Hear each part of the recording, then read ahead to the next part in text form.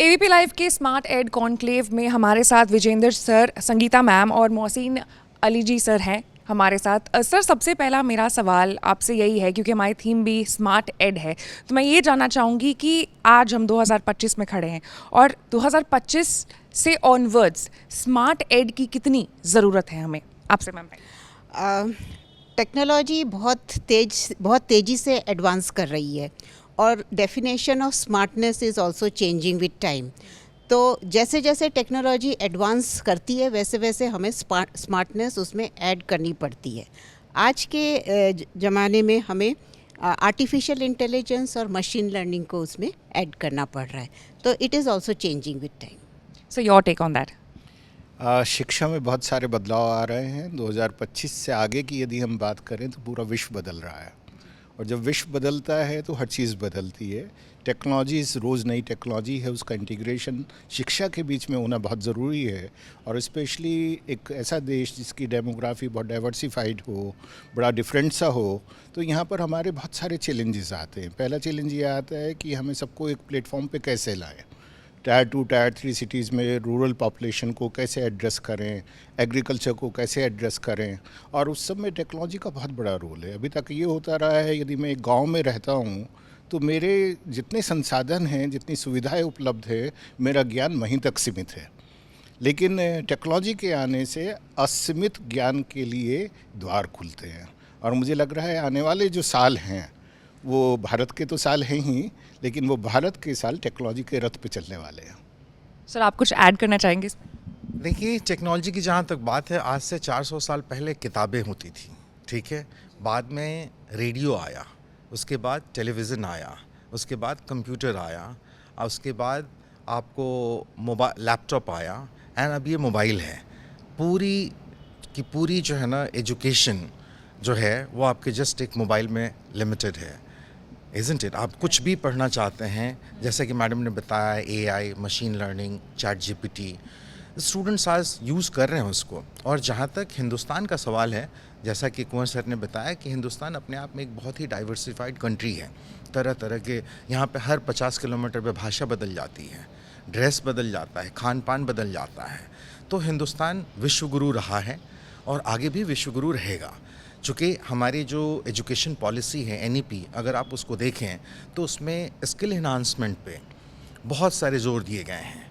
Language पे regional language, ठीक है, इंग्लिश लैंग्वेज, फॉरेन लैंग्वेज, इन सब लैंग्वेजेस पे बहुत जोर दिया गया है, ताकि हमारा जो एक ग्रेजुएट यहाँ से पास आउट होकर निकलता है वो एक ग्लोबल लेवल का ग्रेजुएट तैयार हो, जो कि विश्व के नीड को पूरा कर सके। सर, क्योंकि यहाँ पे बार बार बात हो रही है चैट जीपीटी की और एआई की, तो एक बहस भी छिड़ी है, क्योंकि अब चैट जीपीटी और एआई बहुत ट्रेंडिंग है। स्कूल से लेके कॉलेजेस से लेकर के दफ्तरों तक सभी चैट जीपीटी एआई का इस्तेमाल कर रहे हैं। तो कहीं ना कहीं ऐसा भी तो है कि चैट जीपीटी या फिर एआई आपके सोचने समझने की जो शक्ति है उसको कहीं ना कहीं डल कर रहा है, या हम बहुत ज़्यादा अगर रिलाय कर रहे हैं उसके ऊपर, तो हमारी जो खुद की क्षमता है सोचने की, समझने की, क्रिएटिविटी की, वो ख़राब हो रही है। ये बहुत ज़्यादा डिपेंड करता है कि आप उस टूल को कैसे यूज़ करते हो। ये आपकी क्षमता को बढ़ा भी सकता है, और आप उसे डम इंसान की तरह यूज़ करोगे तो कम भी कर सकता है। तो मैं ऐसा समझती हूँ कि जो इन टूल्स को यूज़ कर रहा है उसको अपनी लर्निंग और कैपेबिलिटी को बढ़ाने के लिए यूज़ करनी चाहिए। क्योंकि अगर हम चैट जीपीटी भी यूज़ करते हैं तो हमें पता है कि एक समय के बाद हमें पैटर्न समझ में आ जाता है कि वो किस तरह से आंसर दे रहा है। तो अब आप उसी पैटर्न को लेके तो चल नहीं सकते ना, आपको उसको एनहेंस करना है अपनी समझ से, अपनी नॉलेज से। Thank you so much sir. Your take? We have to understand what is ChatGPT or AI is doing. Actually, they are doing what data we have filled in that. It depends what answer is coming. It depends on my question. How am I asking the question? So one, that they have been developed by us. It is not something that it has come out of somewhere else. This is one. Secondly, when we look at that it is going to enhance or reduce the capacity of human being, I disagree completely with it. It is going to help us. It is a tool. It is not a human being which can challenge my capacity.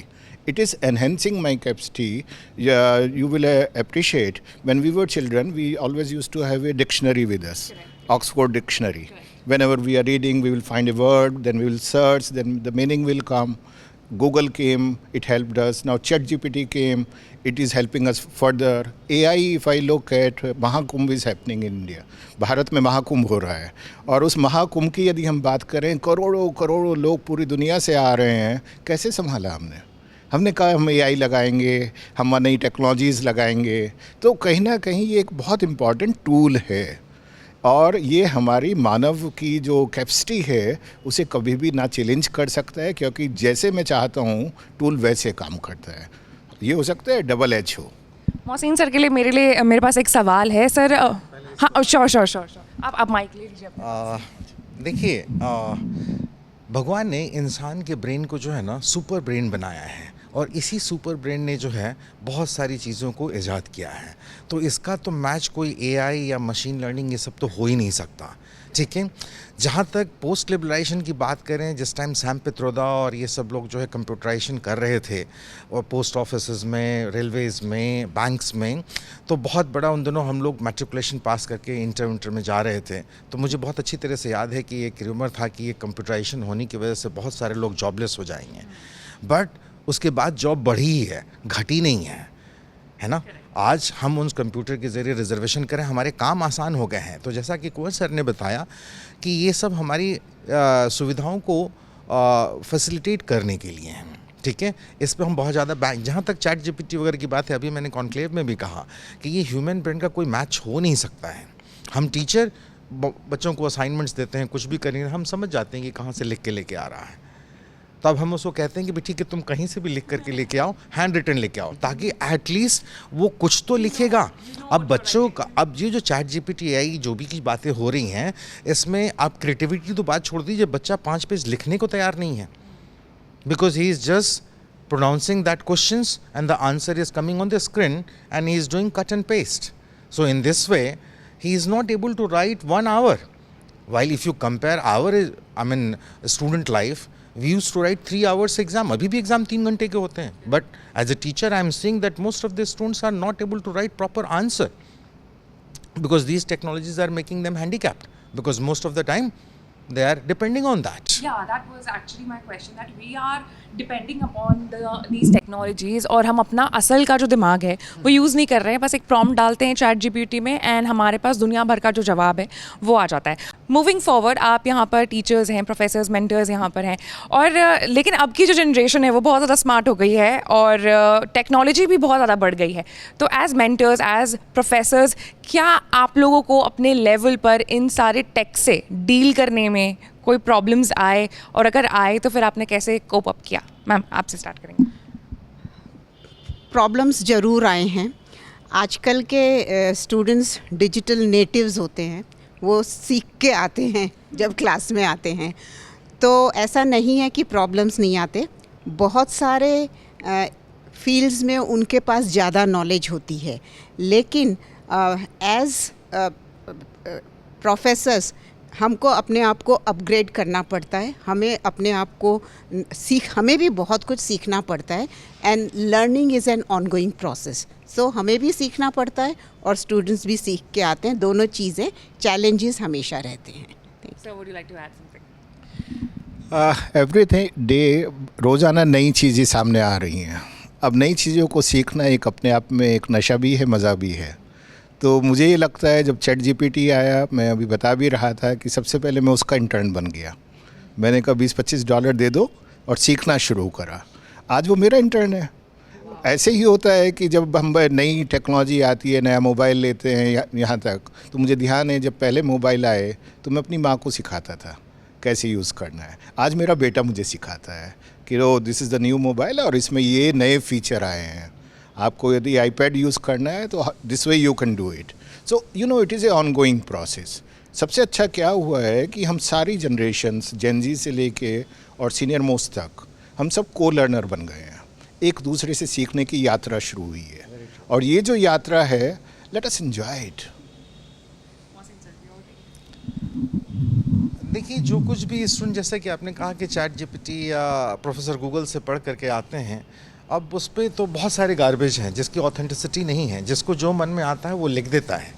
जब बच्चे class में जब सवाल पूछते हैं तो हमारे लिए उस सवाल का जवाब देना कई बार मुश्किल होता है. तो then again we go back to the textbook. What is authenticity, what is the references, what is the resources, and then हम उस बच्चे को बताते हैं. कई बारी जैसे राजेंद्र प्रसाद की कॉपी पे लिखा हुआ था examinee is better than examiner.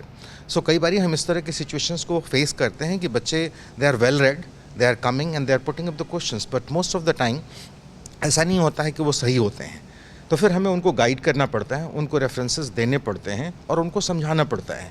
चूँकि उसमें तो एक टॉपिक पे 50 आर्टिकल लिखे हुए हैं, लेकिन उसकी ऑथेंटिसिटी क्या है, कितना हद तक वो ओरिजिनल है, फिर हम उसको ब्रिंग बैक करते हैं कि भैया लाइब्रेरी जाओ, टेक्स्ट बुक पढ़ो, ठीक है, ऑथेंटिक टेक्स्ट पढ़ो, डोंट गो इनटू दिस. मतलब 100 बात के एक बात, मतलब इस पूरे कॉन्वर्सेशन का निष्कर्ष मैं यही निकाल पा रही हूँ कि ठीक है टेक्नोलॉजी है, ठीक है स्मार्ट एड है, लेकिन ह्यूमन ब्रेन को कोई रिप्लेस नहीं कर सकता है और आपको कभी भी किसी भी तरीके की किसी भी टेक्नोलॉजी पे डिपेंडेंट नहीं होना है. Thank you so much Mohsin sir, Vijendra sir and Sangeeta ma'am, ABP live के स्मार्ट एड कॉन्क्लेव में हिस्सा बनने के लिए. Thank you.